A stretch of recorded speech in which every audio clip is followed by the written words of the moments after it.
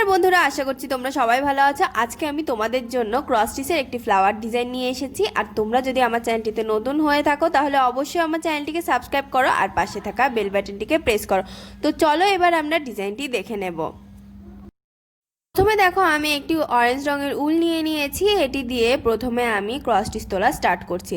তো আমি প্রথমে দুটো ক্রস স্টিচ তৈরি করে নিচ্ছি। আর আমি কিন্তু ফুলটি সেন্টার থেকে সেলাই করা স্টার্ট করেছি। তো দুটো ক্রস স্টিচ তৈরি করার পরে এই লেভেলটি সমান রেখে দুই সাইডের লেভেল সমান রেখে আমি সেমভাবে আরও দুটো ক্রস স্টিচের একটি লাইন তৈরি করে নেব আগের ক্রস স্টিচের লাইনের উপরে।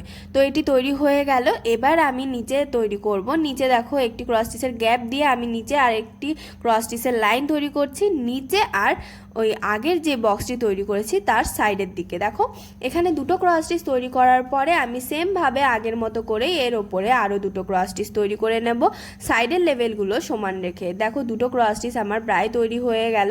এই ক্রস স্টিচের লাইন তৈরি করার পরে আমি আগের এই বক্সে আমি আরেকটি তৈরি করব। দেখো নিচের লেভেলে এসে একটি ক্রস স্টিচের লাইনের গ্যাপ রেখে।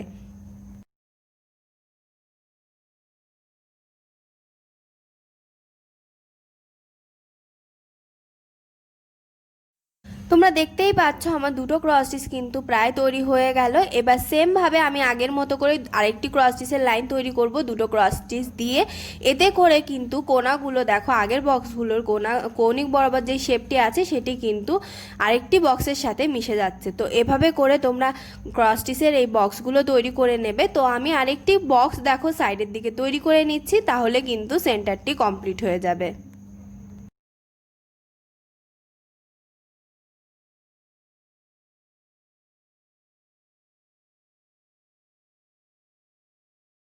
এই সেন্টারটি কমপ্লিট করে নেওয়ার পরে আমি এবার পাপড়ির শেপটি তৈরি করব, যার জন্য দেখো কৌণিক বরাবর একটি ক্রস স্টিচ তুললাম। এবার কৌণিক বরাবর ঘরে গিয়ে লম্ব বরাবর মোট দুটো ক্রস স্টিচের একটি লাইন তৈরি করে নিচ্ছি। দেখো দুটো ক্রস স্টিচ আমার তৈরি হয়ে গেল।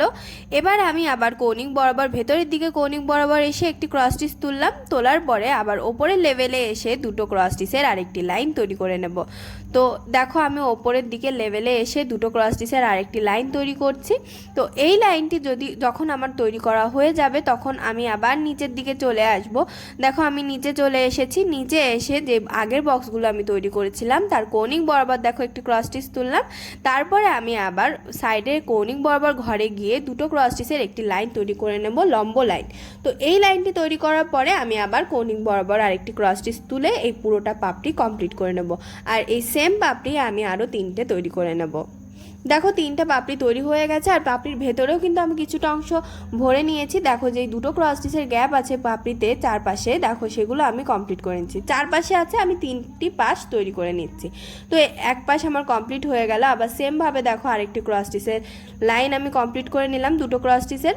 দেখো এবার আমি এই পাশটা কমপ্লিট করলে কিন্তু এই পাপড়িটা কমপ্লিট হয়ে যাচ্ছে।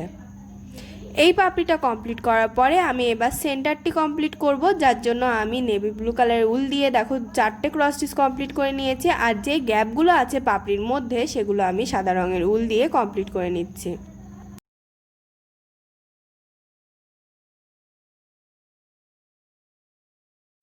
এই সেমভাবে তোমরা তিনটে ক্রস স্টিচের লাইন দিয়ে দুটো করে ক্রস স্টিচের তিনটে লাইন তৈরি করে পুরোটা ফুলের যে পাপড়িগুলো থাকবে সেগুলো কমপ্লিট করে নেবে। তো দেখো আমি এই সেমভাবে পুরোটা অংশ কমপ্লিট করে নেব। আর এরপরে দেখো আমি যেই ফুল দুটো ফুল আমি কমপ্লিট করে নিয়েছি। আর আরেকটি যেই ফুলটি আমি তৈরি করেছি সেটি নেভি ব্লু কালারের ফুল, আর ভেতরে দেওয়া হয়েছে অরেঞ্জ কালারের সেন্টারে। আর ভেতরে যেই পাপড়ির ভেতরে যে অংশটুকু সেগুলো হোয়াইট কালার। তো এভাবে করে তোমরা পুরোটা আসন কমপ্লিট করে নেবে। আর আমি দুটো ফুলের মাঝখানে কিন্তু চারটে ক্রস স্টিচের গ্যাপ দিয়েছি। তো ডিজাইনটি তোমাদের কেমন লেগেছে কমেন্ট বক্সে জানাতে ভুলবে না। জানাবে কোন ধরনের ডিজাইন দেখতে চাও। আর ভিডিওটি ভালো লাগলে লাইক শেয়ার করবে এবং অবশ্যই আমার চ্যানেলটিকে সাবস্ক্রাইব করবে।